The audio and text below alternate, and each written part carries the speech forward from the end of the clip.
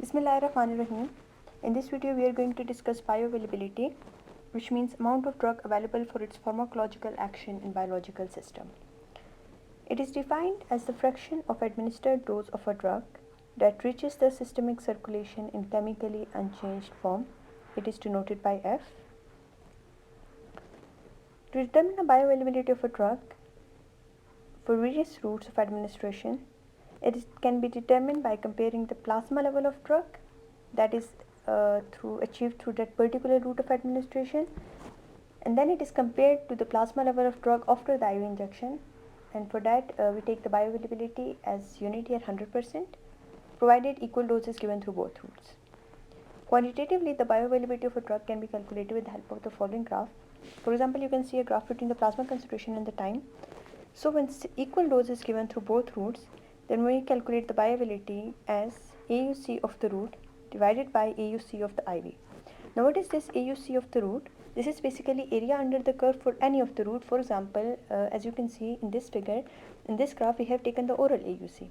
Now we are supposed to do what? We are supposed to take the AUC of the route, that was the oral route, and divide it by the AUC of the IV, and for IV, as I told you, we have take it as unity. So that is how we can calculate the bioavailability if you're talking quantitatively. Now let's discuss a few examples for various routes bioavailability. For example, for IV it is 100%, transdermal 80% to less than 100%. For IM it is 75% to 100%. For subcutaneous route it is 70% to less than 100%. For rectal route it is 30% to 70%. And for oral and inhalational route it is 5% to less than 100%. So from MCQ's point of view, I hope you can remember that for IV it is having the highest bioavailability, as you can see in the graph too, and for transdermal it is less than IV, but for the oral and inhalational route it is 5% to less than 100%. Next we are going to talk about the different factors that affect the bioavailability. So factors affecting the absorption from the GIT. Increased absorption means that there would be increased bioavailability and vice versa. Drug interactions are also a basic factor that affect the bioavailability. Nature of drug, pH of medium, dosage form, solubility of drug, ionization of drug, and presence of food in GIT.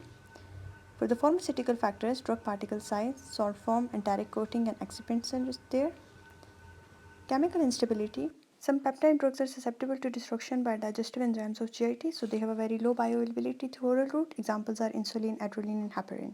First pass effect, we see that if a drug has large first pass effect, its bioavailability is decreased through oral and rectal route, for example propanol, and rate of bioavailability is important for drugs given as a single dose and where rapid onset of action is desired, such as hypnotics used to induce sleep, that's all.